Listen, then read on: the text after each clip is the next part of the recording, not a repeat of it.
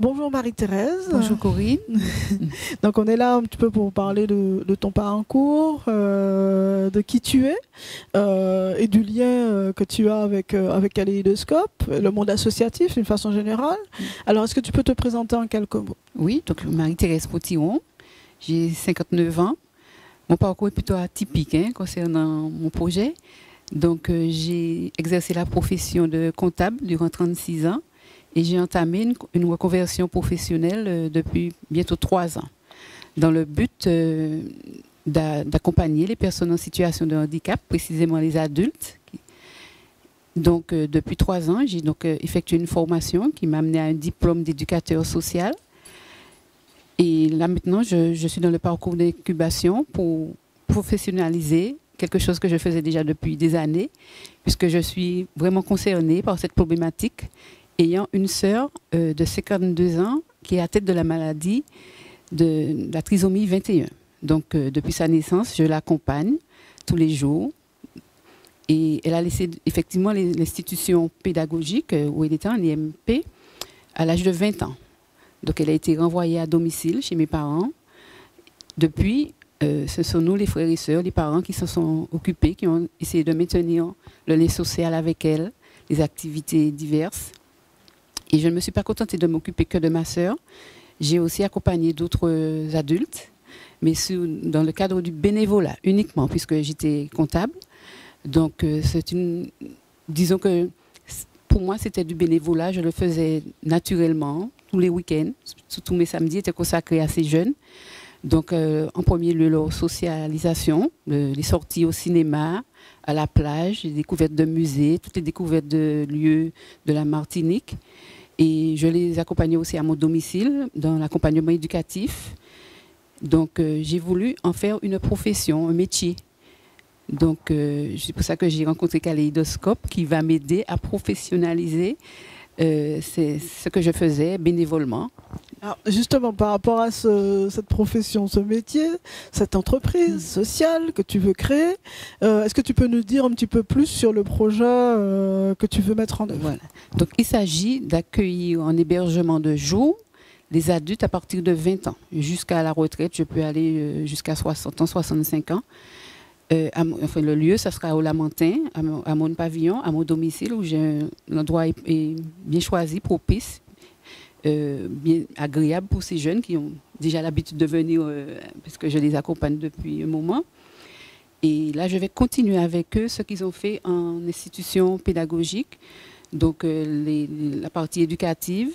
Et comme je vais créer une association, il y aura autour de moi des bénévoles qui seront retraités et qui ont exercé la profession d'éducateur spécialisé, d'enseignant spécialisé justement avec ce public. Donc, ils vont aussi être accompagnés dans les sorties. Donc, il y aura une semaine par mois, il y aura pendant 3 semaines l'accompagnement sur le lieu.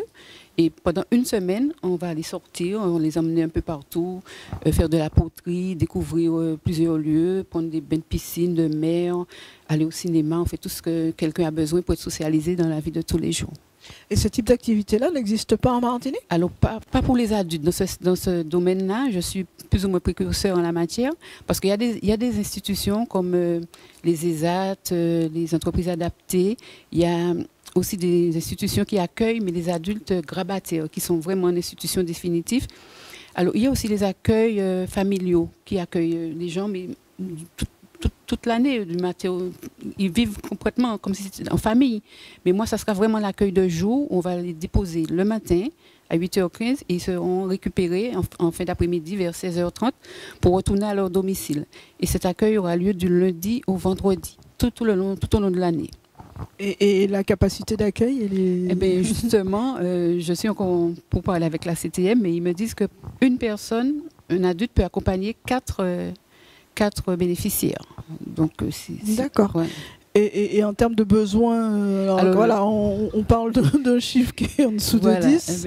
C'est là où le besoin de la Martinique, est-ce qu'on a une idée de combien de personnes que ça représente Voilà, c'est là où le bas blesse, parce que je milite au sein de l'ADAPI, qui est une grosse structure, une grosse association pour les adultes, pour les personnes en situation de handicap.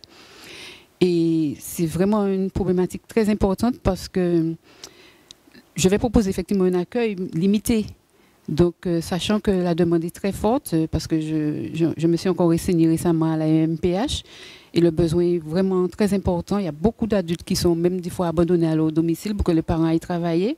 Donc, je veux aussi permettre un répit aux parents, à ceux qui sont âgés, les personnes vieillissantes, qui ont besoin de repos, de répit pendant la journée, et permettre aux parents qui ont besoin de continuer leur activité professionnelle, de continuer à travailler, et sans se soucier de savoir comment l'enfant se trouve, enfin l'adulte, puisqu'il devient adulte.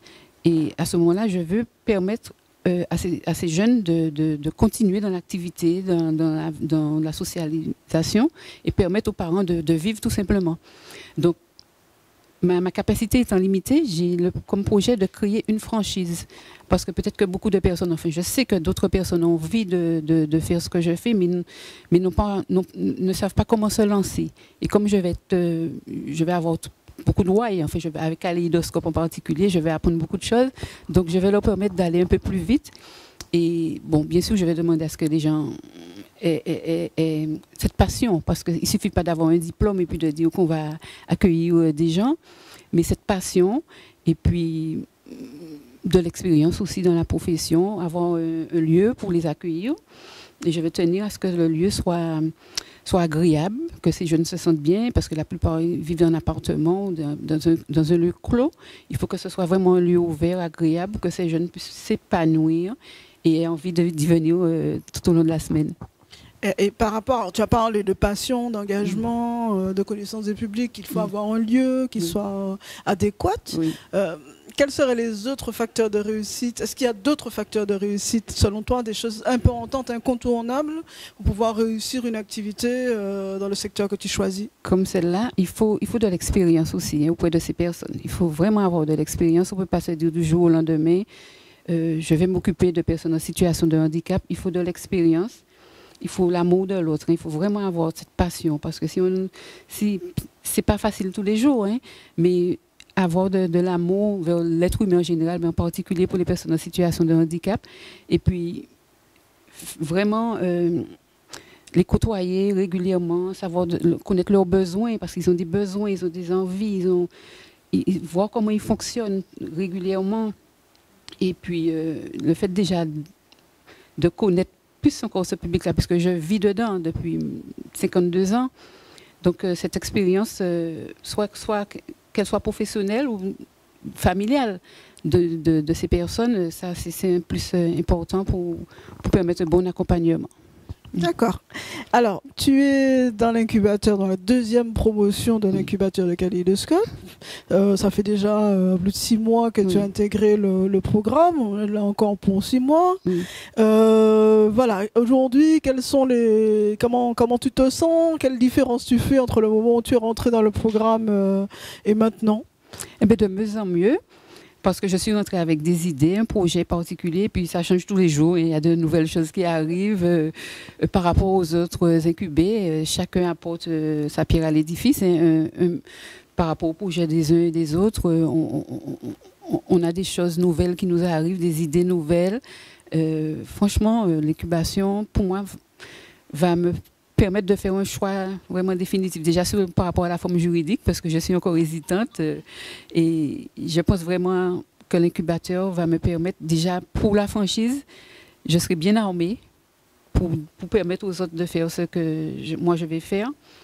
Et puis, fonctionner vraiment avec tout ce dont j'aurai besoin pour ne pas perdre de temps. Parce que quand on est dans l'activité, quand on a commencé, on n'a plus de temps à perdre. On est dans l'action et il faut vraiment que je sois prête à 100% pour vraiment y aller à fond. D'accord. Et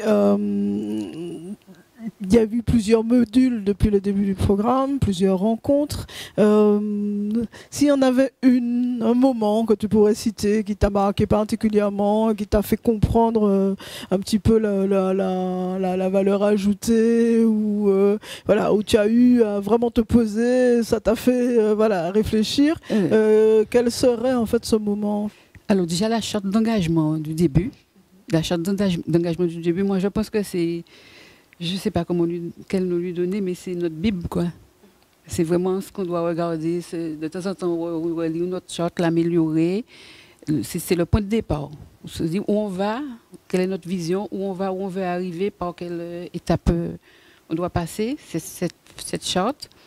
Et puis, on a eu le pestel, la SWOT, plusieurs tableaux qui nous montrent quand même les étapes à suivre. En fait, tout dans l'incubation intéressant. Et en ce moment, on est dans la compta, donc je suis complètement dans mon monde, puisque c'est mon métier. Donc, non, vraiment, toutes les étapes de l'incubation sont nécessaires et importantes pour mon activité future. Alors, on va venir quand même un petit peu à Essentiel. Là, aujourd'hui, autour des rendez-vous de décembre d'Essentiel, tu as participé à des ateliers, oui. Au-delà des ateliers, à des rencontres individuelles hier. Oui. Comment ça s'est passé? Quelle valeur ajoutée as-tu trouvé dans le fait de rencontrer des experts ou des partenaires institutionnels? Est-ce que tu peux nous faire une petite remontée de vécu? L'avocat que j'avais déjà vu, que j'ai revu hier avec l'expert comptable, qui m'ont vraiment apporté, me permis de faire, je crois, le choix définitif concernant la forme juridique. Et il y a eu une conférence hier après-midi avec la DGSCS. C'était parfait, j'avais encore besoin de certaines choses. Donc, je ne vais pas tarder à aller sur leur site pour l'association. Et puis, j'ai rencontré aussi une partenaire qui parlait de la communication. Effectivement, il faut quand même si je sais où je vais, j'ai déjà le public, il faut quand même communiquer, faire un petit site internet, même si c'est juste une page pour se faire connaître, pour savoir qu'on existe. Et ça va m'aider aussi pour mon futur projet, d'avoir une petite page internet qu'on pourra visiter pour savoir ce que je fais et puis aider les futures personnes qui vont faire comme moi bientôt. Pour toi, c'était le bon moment par rapport à la réflexion sur ton projet? Oui. C'était le bon moment de rencontrer les experts extérieurs? C'était tout à fait le bon moment, oui. Je pense que j'ai bien fait d'être là depuis hier. Et j'ai pas perdu mon temps du tout. Non, au contraire, ça m'a apporté effectivement beaucoup de choses. Alors, Marie-Thérèse, tu nous expliques ta satisfaction. On a toujours forcément des choses à améliorer. S'il y avait quelque chose pour lequel tu aurais besoin d'un accompagnement et que tu estimes aujourd'hui que ça devrait être renforcé, un besoin particulier, lequel? Tu parles au niveau de Kaléidoscope, de Kaléidoscope, des événements, des experts qui sont mobilisés, etc. Je suis en train de chercher, je ne vois pas ce qui me manque. Franchement, je savais déjà faire certaines choses. Je vais déjà voir les administrations toutes seules. Je fais déjà pas mal de choses, mais ce que Kaléidoscope me porte, c'est vraiment ce qui me manquait. J'ai pas de besoin particulier. On vient ici tous les samedis, en tout cas moi, avec plaisir. Et je repars le samedi soir comblé de tout ce que j'ai appris pendant la journée. Et les collègues, les animateurs, vraiment, tout est parfait. Très bien, Marie-Thérèse, je te remercie. Je t'en prie. Merci. Je te remercie aussi, Corinne, de tout ce que tu nous apportes. Merci beaucoup, Corinne. Merci. Au revoir.